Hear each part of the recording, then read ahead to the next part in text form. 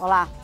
No início do século, o jornalista americano H.L. Mencken afirmou: para todo problema complexo, existe sempre uma solução simples, elegante e completamente errada.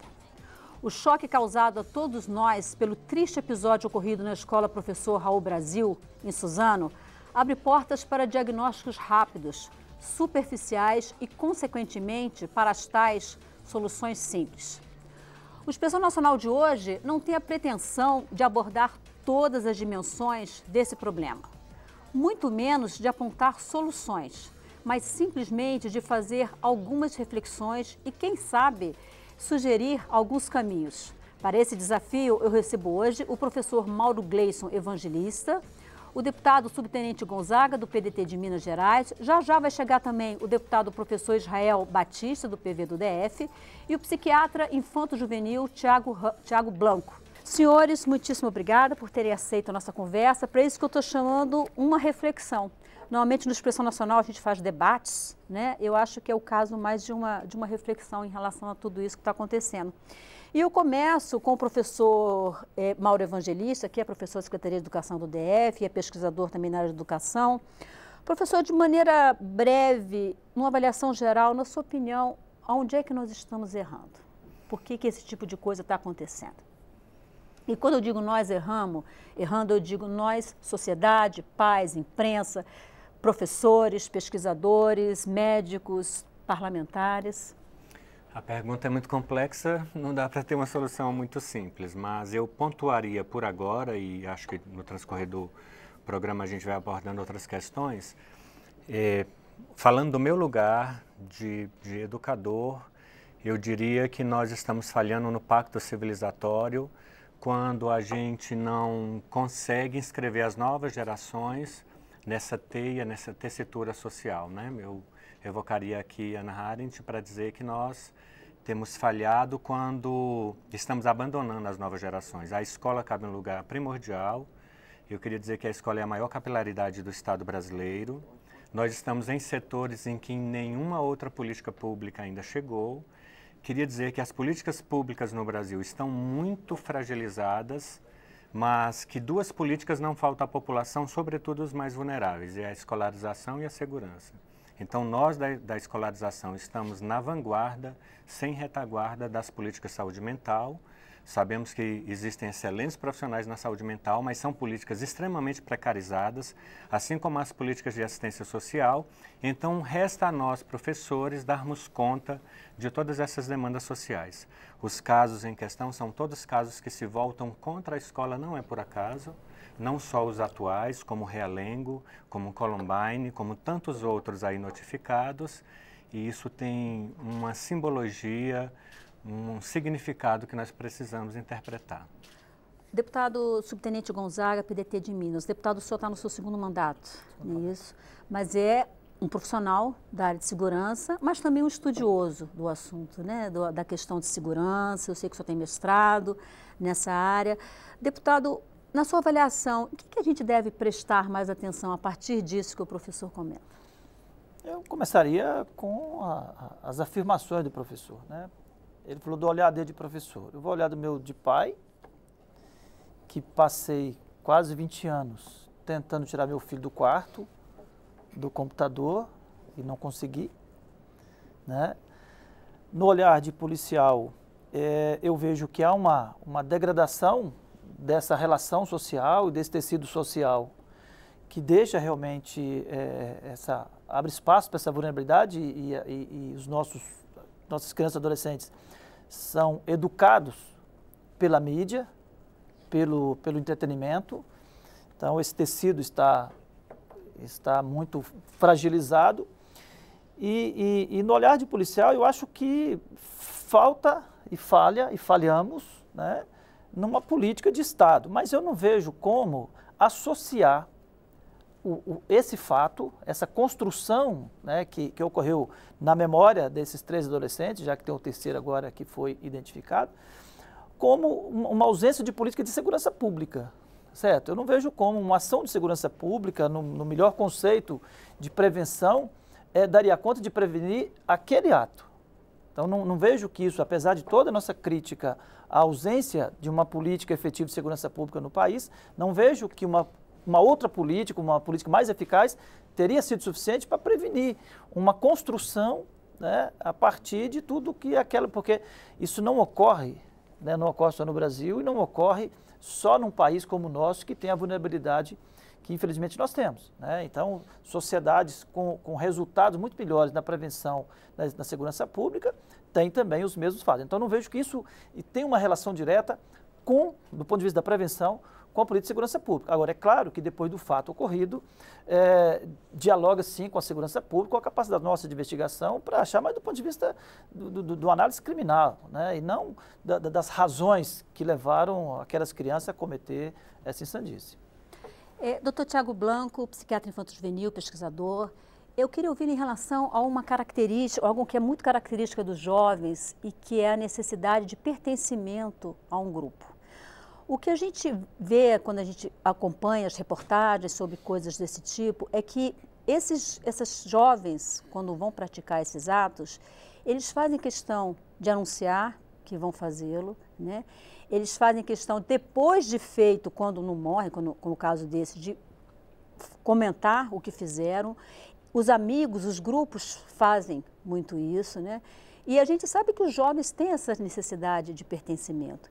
E mais especificamente no caso dos meninos, né, dos jovens do sexo masculino, que é onde a gente vê que realmente acontecem coisas desse tipo com mais frequência, até que ponto a questão da virilidade, de se fazer, mostrar, ser reconhecido como macho também faz parte disso?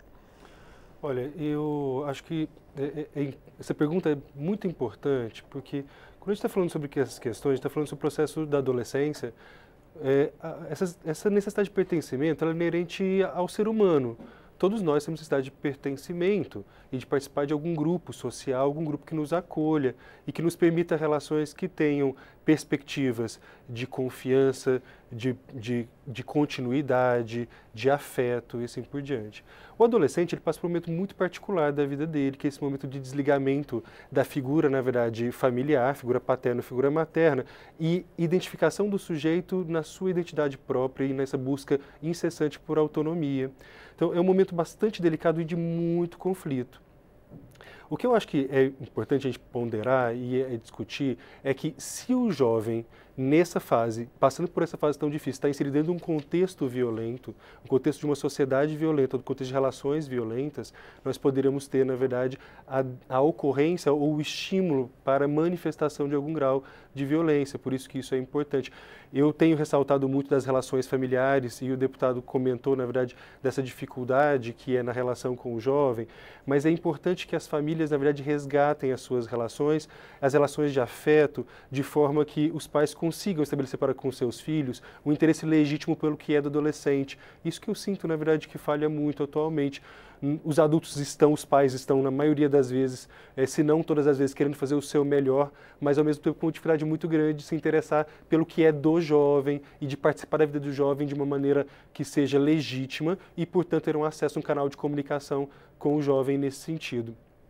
Acredito, na verdade, que a adolescência precisa passar por esse processo e quando você fala sobre a questão do gênero masculino, eu acho que vem uma questão educacional de identidade do masculino mesmo. E aí eu resgato, na verdade, a perspectiva do quanto nossa sociedade estimula o afastamento muito forte de tudo aquilo que é o feminino. E por isso, na verdade, a aproximação, na verdade, com aquilo que parece ser o masculino, que é a agressividade. E os jogos eletrônicos, na verdade, trazem isso, na verdade, trazendo imagens do masculino, mas uma imagem extremamente violenta do que é o masculino. E aí o jovem, que para se identificar nesse processo, acaba se afastando muito disso, e isso pode estimular, sim, a ocorrência de episódios violentos como esse. Acredito que todos esses fatores juntos é que estão determinando, na verdade, padrões de sociedade mais violentas, e aí, do ponto de vista de política pública, a gente precisa resgatar a família. Acho que a escola é importantíssima, como o professor comentou, a escola é um ambiente muito importante e precisa, na verdade, trazer a família para junto da escola, para que nós todos, como sociedade, consigamos, na verdade, trabalhar melhor e diminuir a violência e diminuir essas expressões dramáticas de violência, como foi o caso de Suzano. Eu acho que a sua fala casa bem com o que o professor falou sobre pacto civilizatório e gerações abandonadas, né? Acho que que tem muito a ver. Deputado professor Israel Batista, PVDF, seja bem-vindo aqui ao nosso programa. Nós conversávamos no início, quando o senhor estava terminando a sua votação aqui em cima, no plenário da Câmara, que a nossa ideia aqui é fazer uma reflexão. Não temos a pretensão de chegar a um diagnóstico, nem de apresentar grandes soluções, mas fazer uma reflexão para um problema que é complexo e que muitas vezes, logo depois do ocorrido, o nosso afã, né, até pelo choque, a gente tende a dizer, não, o problema é isso, a solução é essa e tal. Então, essa é a nossa conversa. E eu queria ouvi-lo em relação a essa questão do pertencimento. Você é um deputado jovem ainda, né? Então, faz pouco tempo que saiu dessa fase, né, de ser aceito por um grupo de jovens, né? Essa questão do pertencimento, os jovens, esses jovens que a gente vê em algumas narrativas, e mesmo quando são levantadas informações da vida desses jovens, são jovens que muitas vezes não se viam identificados na escola, se viam deslocados e encontraram uma forma de se fazer presentes. Eu tenho uma vivência como professor e nesse tempo, apesar do elogio da juventude, eu já tenho 18 anos de sala de aula e eu percebo que nós vivemos numa sociedade, primeiro que louva a resolução violenta dos conflitos. E não são só os jogos eletrônicos, é só você abrir a nossa querida Netflix. E enfim, os programas, os filmes, as séries de grande repercussão, muitas vezes são séries violentas e nós vivemos uma ode à violência nos últimos anos. Nós também vivemos uma crise muito profunda no formato da educação familiar desde os anos 80. A sociedade brasileira viveu um período de certo autoritarismo nos anos 70, a mulher perdeu a voz, as crianças perderam a voz.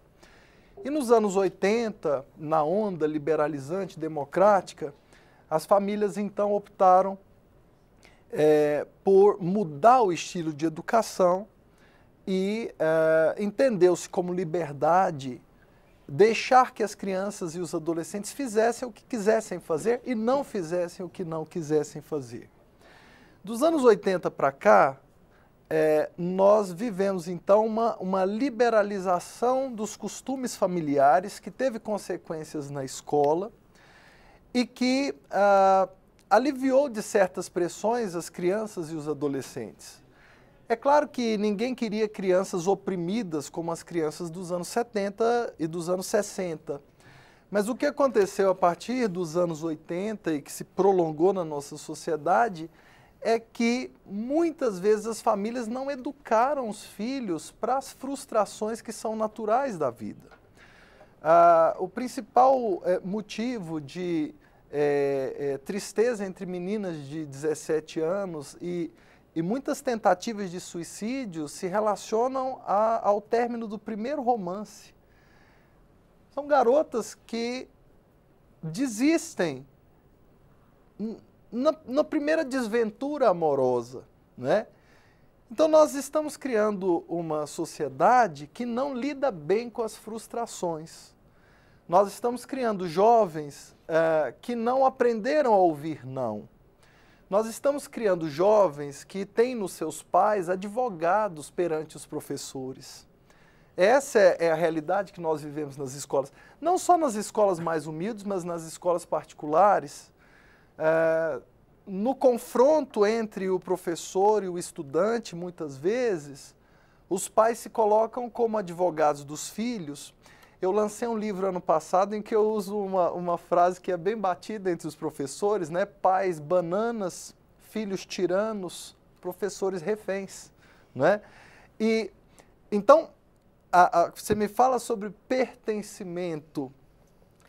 Eu acredito que a gente só pode pertencer a uma comunidade de direitos e deveres comuns, né?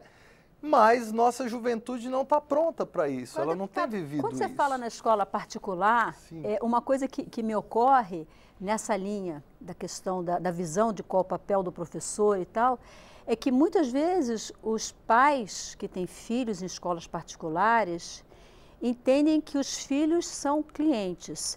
Clientes sempre têm razão. E o prestador do serviço é o professor. Então, eu criei 2 filhos em escolas particulares e isso era muito característico nas conversas, às vezes reuniões de pais, ficava muito característico. Alguns pais entendiam que os professores estavam ali para prestar um serviço para o cliente que estava pagando. E como o cliente tem razão. E há uma subversão pedagógica, há uma subversão da relação pedagógica. O estudante não pode ser cliente do professor, justamente porque o cliente sempre tem razão. Existe, sim, um componente hierárquico na relação entre estudantes e professores. É preciso resgatar o conceito de liberdade. Nós vivemos a licenciosidade é arrogante, a licenciosidade é grosseira e é egoísta. A liberdade leva a criança e o adolescente ao espaço de reflexão, à livre expressão. Pode sim o menino falar o que deseja dizer, discordar do professor, mas terá de levantar a mão para falar. Isso é liberdade. Né? Aí eu já vou passar para você, Tiago, mas eu quero ouvir o deputado subtenente Gonzaga em relação a um ponto. A gente está falando sobre essa questão do respeito, né? A gente falou sobre segurança pública. Existe um fato que em muitas escolas brasileiras existe uma violência grande dentro das escolas. Estudantes que vão armados, né? Estudantes que agridem professores, existem professores que ficam sem poder entrar em sala de aula mais de 1 ano, 2 anos, fazendo tratamento porque foram muito agredidos, né? Então existe realmente uma situação de violência nas escolas. Em alguns estados brasileiros, inclusive no Distrito Federal, se formou está se criando, aqui no Distrito Federal já houve algumas escolas e tendem a expandir mais, de fazer uma parceria com a PM. Então a PM está dentro de algumas escolas, né? Dentro de algumas escolas e adotando práticas que são comuns no meio militar, né? Então, por exemplo, eu vi esses dias na televisão, a criança sai da sala de aula para ir ao banheiro, ela vai com as mãos para trás. Como a gente vê o pessoal, quando é preso, andar com as mãos para trás, e como é muito comum dos militares andar com as mãos para trás, né? As meninas têm que usar coque. Quer dizer, adolescentes que estão naquela fase de se reconhecer, e agora que as meninas começam a se reconhecer como negras e usar cabelos afro, não pode, tem que ir de coque, né?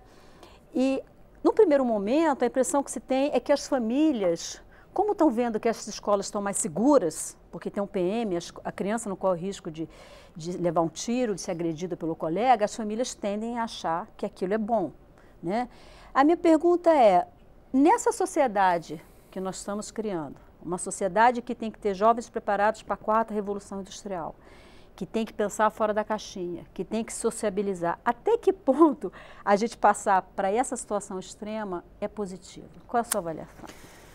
Olha, tomando a palavra dos professores que manifestaram, o último nosso colega deputado, a disciplina ela é um componente do processo de formação. Nós estamos falando isso dentro de casa, estamos falando isso na escola.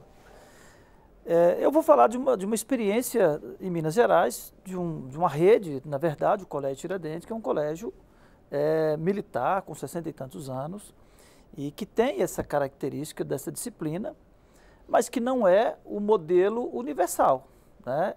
Não é o Estado adotando esse modelo e impondo a todos. E é uma escola militar. É uma escola militar. Então já tem essa característica, é o perfil da escola, com resultados, eu diria, se nós tomarmos o Enem como referência, bons resultados. Como é o Colégio Militar aqui Como é o Colégio Militar aqui.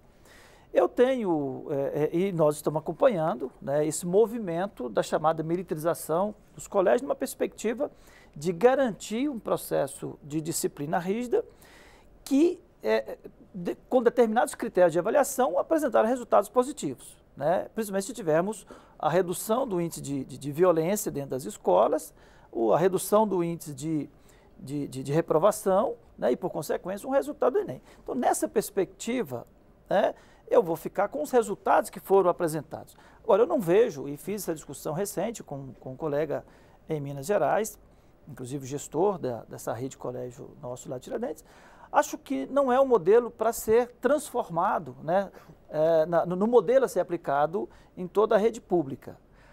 eu entendo que a disciplina não é nem um componente exclusivamente do militar, mas o militar está identificado com esse princípio. Então, acho que nós precisamos, sim, fazer um movimento, né? Porque nós fomos ao extremo da indisciplina, da insegurança, que nós precisamos fazer um movimento. Eu não advogo que tem que ser o militar lá dentro, mas eu advogo que precisamos resgatar. Eu acho que a fala do professor resgata isso. Ó. Se no modelo, se precisa de uma organização militar e de uma capacidade de disciplina militar, que está tendo experiência aqui em Brasília, em Manaus, em Goiânia, eu não acho que precisa disso para todo mundo. Mas, então, nem advogo que a disciplina é uma exclusividade dos militares, mas advogo a tese que se nós não conseguirmos recuperar o princípio da disciplina, da hierarquia que foi colocada aqui em relação ao professor e aluno, isso não vai, nós teremos um aprofundamento da violência nas escolas. Porque eu não sou professor não, mas eu tenho 3 irmãos professores. E um dos grandes problemas é a falta da autoridade do professor em relação ao aluno, em relação aos pais. Sério, então, o que esses militares vieram fazer é colocar esses limites. Falei, olha, você é pai daqui para fora, porque do ponto de vista da disciplina, aqui nós vamos cuidar. Né? Então, acho que nós precisamos de enxergar o que de fato ocorreu, o que está ocorrendo nessa chamada militarização das escolas, porque do ponto de vista da redução da violência, né, do resgate dessa autoridade e do resultado, se tivermos como base o Enem. Uhum. Eu não estou advogando aqui que o Enem é a melhor referência para nós analisar. Mas se nós analisar por esse critério, nós temos resultado bom. Então, para mim, o que fica? A lição que fica? Que é necessário, sim, resgatar a relação de disciplina e de autoridade dentro das escolas que tem resultados positivos. Professor Mauro Gleison, eu queria ouvi-lo em relação a essa questão das polícias, até porque, além da experiência que já existe, que foi mencionada pelo deputado, com esse episódio em Suzano, o governador Dória disse que pretende fazer uma parceria com a PM em todo o estado, nas escolas que são estaduais, e o prefeito de Suzano também falou a mesma coisa. Sim. Nós vivemos uma crise de autoridade, né? Esse é um mundo da crise da autoridade, o deputado falou um pouco sobre isso, existem inúmeros autores que estão debatendo esse fenômeno e a gente sim precisa retomar essa discussão, esse conceito. Nós nunca fomos contra a autoridade, nós somos contra o autoritarismo, mas houve uma confusão, houve uma inserção da tecnocracia, dos técnicos que foram se meter nas famílias e fazer intervenções que hoje nós colhemos os efeitos disso.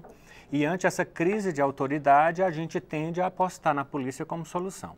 Eu queria dizer que o meu mestrado eu sou psicólogo também, o meu mestrado é em violência na escola, e eu vou citar só 2 exemplos. O Japão, na década de 80, contratou professores versados em artes marciais para fazer a contenção em casos de violência na escola. A violência explodiu e até hoje eles não sabem o que fazer com isso, porque não sai muito na nossa linha editorial, mas esses atos como de Suzano no Japão, eles são comuns. Uma segunda experiência que eu relato é que os Estados Unidos, na década de 80, adotou mochilas transparentes, detectores de metais em todas as escolas, câmeras de segurança, bedels e policiais em todas as escolas. Isso está analisado no livro do Devine Maximum Security, que tem disponível na internet. A violência ampliou-se muito mais. Os dados dos Estados Unidos são alarmantes nesse sentido. Então, nós vivemos sim uma crise de autoridade. Eu me sinto muito contemplado pela fala do meu colega, né, como policial. Vivemos sim uma crise de autoridade e é natural que a população acredite que a polícia vai resolver o problema, mas quero dizer, como educador, que nós sabemos como resolver esse problema desde que tenhamos a retaguarda do Estado. Nós sabemos o que fazer. As experiências bem-sucedidas levantadas pela Unesco no enfrentamento à violência e à não aprendizagem, elas contam com ações pedagógicas, culturais, que carecem nos nossos dias. Atividades de cultura, esporte, lazer, nós não temos, né? Então, nós sabemos sim o que fazer. Quanto aos exemplos que foram citados, por exemplo, Colégio Militar de Brasília e outras experiências, para se entrar no Colégio Militar de Brasília, tem uma seleção muito criteriosa e isso já é um corte que alija parte da população. Isso, para mim, não é vantagem. É vantagem nós, educadores, que estamos lá na periferia, com populações vulneráveis e transformamos aquelas realidades. Então, somos favoráveis à autoridade, não somos contra a autoridade. Precisamos do apoio das várias instituições públicas para fazer essa essa autoridade acontecer. Somos afetos ao trabalho da segurança pública, mas nós, educadores, sabemos o que fazer. Nós precisamos de apoio. Um último ponto que eu diria é que há um discurso muito comum na escola, a gente escuta muito isso por todo o Brasil, como se a família soubesse o que fazer e não faz porque não quer. E não é verdade. As famílias dos meus alunos, elas saem de madrugada e elas voltam de madrugada com uma carga trabalhista que é desumana. E mesmo as populações mais aparelhadas do ponto de vista intelectual e econômico, elas estão tendo dificuldade. Mas ainda tem aquelas famílias que estão inseridas em contexto de muita vulnerabilidade. Sim. As correntes criminológicas mostram para a gente que nos contextos de maior vulnerabilidade, nas periferias, nos aglomerados urbanos de maior risco e vulnerabilidade, essas famílias encontram mais apoio num capital de valores, de conceitos que não são os capitais de valores e conceitos desse pacto civilizatório. É mais conflitante. Como é mais conciliante esse pacto, esse capital de valores com as famílias mais abastadas. Então, assim, tem uma questão também econômica que perpassa por aí. Eu não sei se eu consigo te... Se me permitir, eu só quero, só para a gente trabalhar com os dados corretos. O Colégio Militar de Brasília realmente é isso, mas o Colégio Tiradentes em Minas, tá, há 15 anos é público e foi adotado o processo de inclusão, de acesso inclusivo, certo? Porque também era a famosa prova que já excluía inclusive dentro da hierarquia nossa, porque passava era o filho do oficial que tinha condições, na época do pré-fariseio. Então, hoje, o método é inclusivo, que é diferente, obviamente, do colégio militar, que é diferente das escolas que estão se chamando, não sei nem se corretamente, que está militarizando, que são onde sim, a parceria Estado e Polícia Militar tem admitido o papel. Só para... Eu gostaria de ouvir o doutor Blanco em relação a essa questão da autoridade, que foi muito falada aqui. Na sua experiência em consultório, trabalhando com jovens, o que o senhor pode dizer para a gente em relação a essa questão? Sem dúvida nenhuma, a autoridade é um elemento fundamental. A hierarquia que deve ser estabelecida entre pais e filhos e que isso se estende, na verdade, para fora do contexto familiar, ela é fundamental, ela é estruturante para o sujeito. Ela precisa ser resgatada, né? Os modelos parentais precisam ser revistos, né? Hoje nós temos, na verdade, uma prevalência muito grande de um modelo que nós chamamos de indulgente, que é esse modelo em que existe muito afeto e pouco limite, pouca disciplina. E o modelo autoritativo é o modelo esperado, é esse modelo em que há muito afeto, mas que também há limite, isso ponderado, isso balanceado. Esse é o modelo adequado, o modelo ideal para ser adotado com qualquer criança. Portanto, a equação para um bom desenvolvimento infantil e do adolescente, ela não é complexa, ela é difícil de ser executada, porque frustrar o filho, disciplinar o filho é doloroso ao pai, é doloroso para qualquer um de nós, né? Porque frustração e conflito gera dor. E aí eu faço coro ao que o deputado professor Israel estava dizendo. Isso começa, na verdade, com a questão da frustração. E eu acho que 3 elementos são fundamentais no processo educacional, familiar e fora do contexto familiar, que é o motivo de procura por atendimento, e na grande maioria dos casos, são eles: baixa tolerância à frustração pelas crianças e adolescentes, dificuldade no manejo da raiva e intolerância. Esses 3 elementos precisam ser trabalhados muito bem, eles são treináveis, eles são ensináveis. É preciso que nós, como profissionais de saúde, profissionais da educação, famílias, legisladores e sociedade como um todo, consigamos treinar essas competências nas crianças, para que quando elas cheguem à adolescência, elas não lidem de uma forma tão difícil com esse processo todo. E atualmente nós vemos adolescentes. Eu sou professor da Faculdade de Medicina, então recebo, na verdade, estudantes que chegam à faculdade nos seus 17, 18, talvez 20 anos, e eles chegam na Faculdade de Medicina ainda com muita dificuldade. E quando chegam nesse processo, tem um grande problema, na verdade, em relação a isso. O deputado professor Israel apontou, na verdade, um exemplo que são as meninas que acabam, na verdade, tendo um suicídio ou adotando comportamento automutilatório em decorrência da primeira frustração amorosa, porque é nesse momento em que os pais já não conseguem mais ser advogados dos filhos ou intervir na vida dos filhos para protegê-los de qualquer frustração. São 2 momentos. quando ele entra na vida profissional, ou quando ele entra na faculdade, quando os pais já não têm acesso mais, portanto terá que lidar sozinho com a frustração e será frustrado obrigatoriamente, e na vida amorosa, quando os pais já não conseguem ter alcance mais para obrigar outra pessoa a amar o seu filho ou querer ficar com ele. Então, nesse processo todo, e eu acho que precisa começar desde muito cedo, sabe? Isso acontece lá na primeira infância. Tem sido tão discutido aqui na Câmara dos Deputados, no Senado Federal, discutidos processos, na verdade, de empoderamento e de qualificação da primeira infância. Começa, na verdade, treinando frustração, treinando o manejo da raiva, sabendo reconhecer as emoções e nomear as emoções. Muitos adultos atualmente não sabem sequer nomear as próprias emoções. E é nesse processo, na verdade, que nós temos que treinar as famílias, ajudar as famílias, porque as famílias estão querendo fazer o seu melhor, mas estão com poucos recursos para poder fazê-lo. Eu preciso fazer um intervalo, na volta eu volto com o senhor, deputado, e a gente vai falar na volta sobre a segurança dos jovens em casa, os jovens que ficam em casa, ou talvez a pseudo-segurança desses jovens, e sobre o nosso papel, o papel da imprensa diante de uma situação como essa. Então, se você não participou, ainda dá tempo, pelo Twitter, pelo Facebook, na nossa página youtube.com/Câmara dos Deputados. A gente volta já já, não saia daí.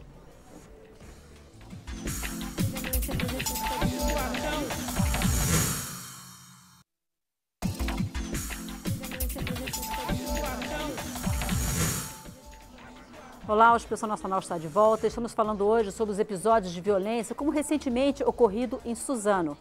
Deputado professor Israel Batista, eu queria entrar num ponto que é o seguinte, o deputado subtenente Gonzaga comentou que ele ficou 20 anos tentando tirar o filho dele da frente do computador e tal, né? Mas muitos pais, hoje em dia, eu diria que os pais, inclusive da minha geração, eles muitas vezes se sentem confortáveis e seguros de saber que os seus filhos estão em casa, né, livres de perigo, protegidos, não estão na rua, não são assaltados, não são agredidos e tal, estão ali. Mas muitas vezes não sabem que aquele momento que ele está ali no computador, dia e noite, além de ele ter perdido muitas vezes as condições de sociabilização, de convivência, e que quando ele ouviu um não e for frustrado, como disse o psiquiatra, ele não vai conseguir reagir, mas muitas vezes ele está participando e ele está sendo vítima de um ambiente, né, um ambiente perigoso na internet. A gente vai falar na semana que vem, inclusive, sobre isso, sobre Deep Web, Dark Web. E eu queria ouvi-lo em relação a essa sensação que os pais têm de que os filhos estão seguros, protegidos em casa. A nossa escola brasileira, ela precisa se transformar profundamente e com muita urgência. O Brasil, na última pesquisa da OCDE, foi o primeiro do ranking mundial em violência escolar, também foi o primeiro do ranking mundial de agressão contra o professor, também foi o campeão mundial em tempo gasto para a obtenção do silêncio da turma para início de aula. Olha que dado interessante. Os pais estão com medo e com razão. A escola, a rua, não é um ambiente seguro. Ser professor hoje é uma profissão perigo. O Brasil também, pela pesquisa da Varkey Foundation, é o primeiro no ranking mundial em desvalorização social do professor. O professor é o profissional de nível superior mais desvalorizado no Brasil. Esse é o profissional. Então, os pais têm razão quando eles querem que os filhos fiquem dentro de quatro paredes ali, seguros, né? Essa segurança, pelo menos, a impressão de segurança conforta os pais. Mas aí nós estamos criando a geração do quarto, né? São meninos que passam mais de 6 horas do seu dia na frente da tela de um computador. E os pais que acreditam estar livrando seus filhos do perigo ao deixá-los em casa, mal sabem que o perigo não está na rua, mas hoje em dia o perigo está atrás da tela de um computador. Então, essa superproteção também tem causado muitos transtornos nas últimas gerações de estudantes brasileiros. Há uma superproteção dos pais, há uma superproteção inclusive emocional. Eu não quero que o meu filho ouça não, eu quero ajudar o meu filho a resolver os problemas dele. E quando esse ser humano precisa atingir a maturidade e a independência, ele não foi preparado para isso. uma hora ou outra ele vai ter que se sustentar sozinho, ele vai ter que lidar com o chefe mal-humorado, ele vai ter que lidar com o atraso de um fornecedor, ele vai ter que lidar com os boletos que ele tem para pagar. E super proteger os filhos, deixando-os no quarto, deixando-os em casa, na verdade vai gerar necessidade de uma superproteção eterna. Então você vai ter filhos que aos 30 anos não conseguem tomar decisões por conta própria. Nós temos alguns estudiosos brasileiros, eu gosto de uma delas, é a professora Tânia Zaguri, que fala que os pais nunca desejaram tanto ser amados e nunca foram tão desprestigiados por seus filhos. E as gerações anteriores, elas tinham uma característica interessante, né? Pais extremamente disciplinadores, com coração de pedra e de gelo, mas que viveram a devoção de seus filhos. Os filhos eram verdadeiros adoradores de seus pais. Ou seja, os pais que não buscavam amor, mas respeito, obtiveram o amor dos seus filhos. E os pais da atualidade, que buscam o amor de seus filhos, ganham o desprezo dos filhos. É impressionante, né? A quantidade de pais que foram pais de crianças nos anos 80 e que hoje reclamam que seus filhos adultos não os visitam é assustadora, né?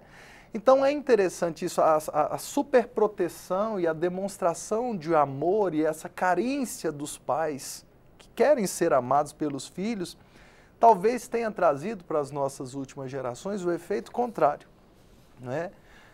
E aqueles filhos que no passado foram criados sob rígido controle, com pais bastante duros, com regras muito claras, esses devotaram um amor impressionante pelos pais.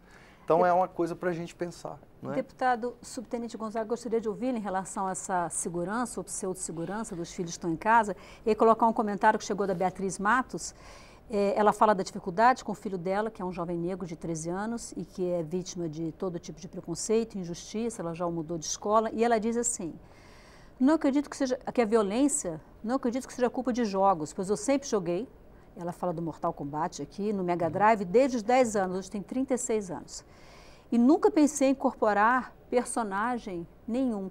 E o autor, o jornalista que escreveu um livro sobre o Columbine, ele também dissocia completamente essa questão dos jogos, de que a violência seria estimulada pelos jogos e os jogos seriam os grandes responsáveis. Por outro lado, esses jovens de Suzano, o rapaz que foi apreendido hoje, ele deixou bem claro que eles desenharam muitas coisas de acordo com determinados jogos que eles jogavam. Olha, eu acho que qualquer associação automática, nós vamos errar, certo, né? Já que eu falei do meu filho, ele riu da minha cara 300 vezes. Tá certo? E hoje ele está lá, está na faculdade, já está seguindo a vida. Então, qualquer associação automática nós vamos errar, certo? Isso é fato, né? O que nós estamos colocando aqui é que tem esse ingrediente da formação e dessa fragmentação, né, das famílias e essa transferência de responsabilidade para as empresas de entretenimento, para educar nossos filhos, e isso tem problema. Mas eu queria voltar um pouco quando falamos da questão da autoridade do professor, mas para também fazer uma crítica, chamar a responsabilidade de outras políticas que interferem diretamente nessa autoridade dos professores, principalmente quando nós falamos de escolas públicas no interior e nas periferias. Porque nas escolas particulares, e até mesmo em algumas militares, o limite é a reprovação e é dispensado do colégio, certo? Ou outro, mas nas escolas públicas, que obrigatoriamente tem que ser inclusiva, que estão nas periferias, estão no interior principalmente, há uma ausência total do Estado para dar a retaguarda para garantir essa autoridade. Porque o professor uma coisa é o professor com papel e resultado disciplinar, outra coisa é o professor ter o papel de Estado enquanto polícia, que é diferente. Então nós temos um nível de violência dentro das escolas, dentro da sala de aula em relação ao professor, que ele se torna e se sente totalmente incompetente incapaz de reagir frente a essa violência, porque ele precisa de um Estado, polícia aqui na retaguarda para dar suporte, né? Já que falei de família, vou falar da minha irmã, tem homenagem a ela, que foi professora até outro dia. Ela já teve que lidar com reação de adolescente com faca fincada na mesa, só que ela está a 40 quilômetros de outro agente de Estado que não vai chegar lá a tempo. E se chegar também, aí a velha crítica que você conhece da nossa parte, que é a incapacidade do Estado agir e reagir, aí sim numa perspectiva policial, tá certo? Da retaguarda policial, aí sim para fazer a prevenção, para fazer a investigação e aplicar corretamente, inclusive dentro do Estatuto da Criança e do Adolescente, que na minha convicção há espaço para aplicar as medidas e que aí falta uma série de estrutura. Então, responsabilizar também a violência nas escolas. Essa falta de, ou melhor, responsabilizar a falta de autoridade dos professores nas escolas. Apenas a esse conflito de geração, de relação, também é um equívoco, nós não podemos cair. Há uma ausência de outras políticas, de instrumentos, e o professor, o poder disciplinador dele não é poder de polícia. E quando ele tem que exercer os dois, ele vai falhar nos dois. O Orlando de Tone, ele comentou no Facebook o seguinte: as famílias de hoje estão desestruturadas e as escolas mais ainda. Esses estatutos não estão dando o resultado que pretendem. Tem que rever e começar tudo do zero. Quais deles? Quais os estatutos que ele está falando? Eu acredito, né, que ele esteja falando do Estatuto do ECA, né? Do ECA. Olha, eu sou crítico, nós já conversamos aqui sobre o Estatuto. Eu sou crítico da máxima se coloca que o Estatuto não pune, para mim, né? O Estatuto foi a legislação que introduziu a possibilidade de punição de fato.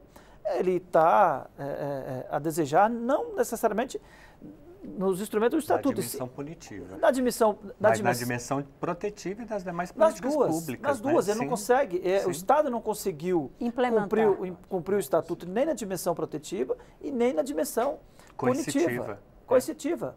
Porque a rotatividade no sistema é por falta de vaga. Então, não é porque a avaliação está correta, aí é mais na área do nosso mestre psiquiatra, mas, assim, infelizmente, assim como a gente ficamos mais parte do tempo aqui fazendo uma crítica ao modelo e à realidade da escola, aí a gente volta para o sistema de polícia, de justiça, e vamos ver, o ECA, eu advogo a tese que nós precisamos de alterar o ECA até para aumentar a possibilidade o tempo de punição e alcançar, mas se ele tivesse sido realmente aplicado na dimensão preventiva, protetiva e na dimensão punitiva que ele já estabelece, o resultado seria outro, com certeza.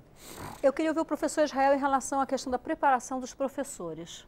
Os professores, eles estão preparados para lidar com esse jovem que chega com todos esses problemas que nós estamos colocando aqui, inclusive para identificar eventualmente na atitude do jovem, o jovem que precisa de uma atenção especial? Não. Nós temos um sério problema de formação profissional no Brasil, o Congresso encara esse problema. Recentemente me chamaram num meio de comunicação para falar sobre isso, citando a Finlândia como um modelo, mas na Finlândia o professor é a profissão mais bem paga, né? E a formação lá é de transposição didática durante todo o curso superior e tem-se alguns poucos semestres para se aprender o conteúdo que vai ser ministrado. Aqui é o inverso. Aqui a gente tem 4 disciplinas vergonhosas, não, com todo respeito a essas disciplinas, mas são vergonhosas quando são apenas 4 disciplinas para dar conta de uma realidade que não se ensina na faculdade, nem mesmo nos cursos de pedagogia. Eu sou professor do ensino superior, nem na pedagogia. Nós não estamos sendo preparados para essa diversidade. A pedagogia parte do pressuposto de um aluno, de uma abstração, que se chama aluno e que não existe no contexto real. Eu queria retomar alguns pontos que esse ensino superior não encara também o fato de que essas famílias que nós vamos encontrar lá não são só as famílias que estão com dificuldade com a autoridade. São famílias que também não têm essa disponibilidade para a autoridade. São alunos que não têm políticas públicas, como, por exemplo, da saúde mental ou da assistência social. Falemos a verdade, o sistema de saúde social no Brasil, a política pública de assistência social está muito fragilizada, a de saúde mental está muito fragilizada, e para onde? A segurança está muito fragilizada e cai para onde? Para a gente, para nós professores. Então, que também não foram preparados. Que também não fomos preparados. Então, o resultado não pode ser não bom, poderia né? ser outro, né? Então, nós temos que pensar nessa família que carece de recursos básicos Não é que ela não saiba dar autoridade para o filho, mas ela carece de recursos básicos de uma criança, de um adolescente que traz disfunções psíquicas desde a infância e que nós, professores, percebemos em sala de aula, e ainda que nós encaminhemos, quantos casos o Wellington de Realengo foi encaminhado, esses meninos têm encaminhamentos, mas a política pública de saúde mental não consegue atender porque ela está muito frágil no Brasil. E a gente precisa considerar esses fenômenos também, não é só uma questão da ausência de autoridade. O Freud trabalhou com um conceito na década de 20, fantástico, que ele fala da falência da função paterna, que passa um pouco por aí, da ausência dessa castração. Esses meninos todos, desses casos e fora do Brasil, eles nos falam de uma compensação fálica, que eles sentem uma fragilidade muito grande, sobretudo com relação ao feminino, e que eles buscam essa compensação por meio da arma, mas que encontram nas redes sociais pares que alimentam de uma forma equivocada essa fragilidade que eles vivem. E aí eles encontram o empoderamento por um caminho muito equivocado. Eu queria ouvir o Dr. Tiago Blanco em relação a um ponto que é a abordagem que a imprensa tem dá para assuntos desse tipo, né? O caso de Suzane e tantos outros casos, eles permanecem na mídia quase que 24 horas por dia, durante vários dias, né? Em relação, por exemplo, ao suicídio, a Associação de Psiquiatria tem toda uma orientação em relação a como nós, jornalistas, devemos trabalhar a questão da divulgação de casos de suicídio, que no frigir dos ovos é a não divulgação. E a gente sabe também que esse jovem, logo depois, no caso de Suzano, logo depois do caso, nos grupos na internet em que eles conversavam sobre isso, o fato já era comemorado. E já dizia, olha, vocês conseguiram a publicidade, está todo mundo falando. São nossos heróis. Nossos heróis. Então, muitas vezes, esse menino que é vítima de bullying, né, também na escola, né? e que ele vê que aquilo ali, bom, eu vou morrer, vou levar um monte de gente comigo e eu vou ficar na história. Meu nome está registrado, como ficou Columbine, e eu vou fazer mais de Columbine, passou a ser uma referência, né? Eu queria saber se vocês pensam em alguma coisa também nessa linha de como nos orientar, de como a imprensa deve agir em relação a isso, justamente porque talvez isso, talvez eu esteja errada, acabe estimulando esse tipo de coisa. Na mesma linha que a gente pensa o suicídio, a gente pensa da violência. A violência ela é contagiosa, talvez mais contagiosa que inclusive doenças infectoparasitárias. O contato próximo com a violência, o acesso à informação de violência pode, de fato, estimular comportamentos violentos.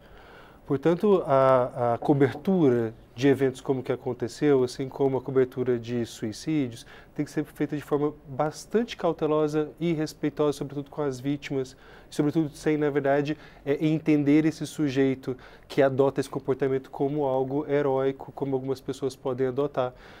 Claro que essas pessoas que comemoraram são pessoas vulneráveis. E aí eu resgato um pouco o que o deputado estava falando e a pergunta sobre a questão dos jogos eletrônicos, violentos principalmente.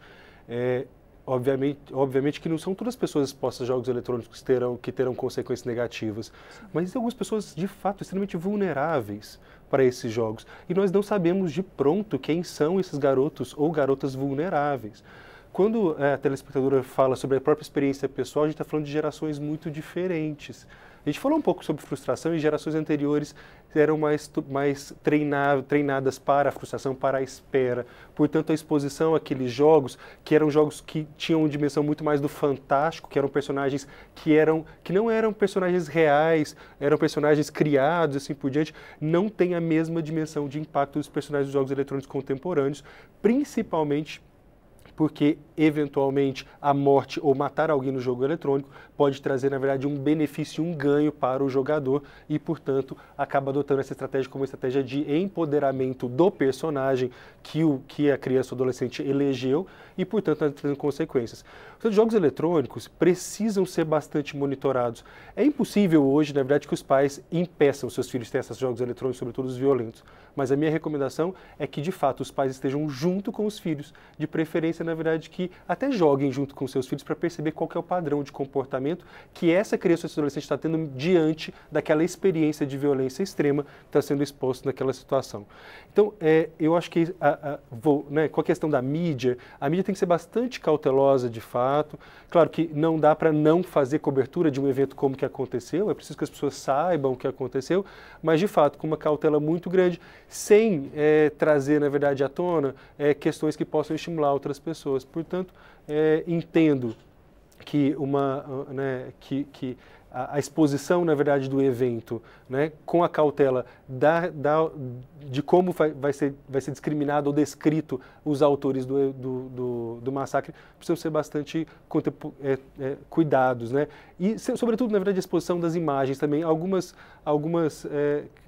redes de TV divulgaram as imagens e, sobretudo, na verdade, nas redes sociais, algumas pessoas divulgaram imagens das vítimas e de uma maneira bastante pouco cuidadosa, e isso pode ter consequências bastante graves para as pessoas. Deputado professor Israel Batista, o que o senhor acha em relação a essa forma como a imprensa, nós jornalistas, devemos tratar isso e até que ponto a forma como vem sendo tratada contribui ou não para esse tipo de evento? Contribui, a forma como vem sendo tratado é uma forma que contribui para que naquele grupo social, naquele tipo de adolescente, de jovem, que o Tiago chama de vulneráveis, né?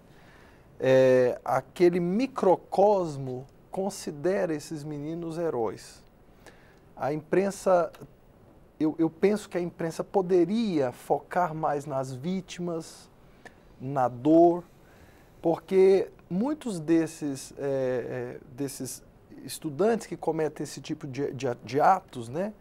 Eles querem se imortalizar, eles querem ocupar um lugar social que eles nunca conseguiram ocupar.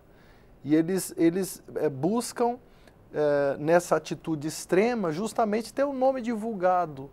Eles vivem em um microcosmo social muito próprio antes de cometer esses atos. Eles estavam em grupos de WhatsApp, eles estavam debatendo sobre isso. Eles tinham uma plateia, né? E talvez a cobertura de imprensa amplifique essa plateia.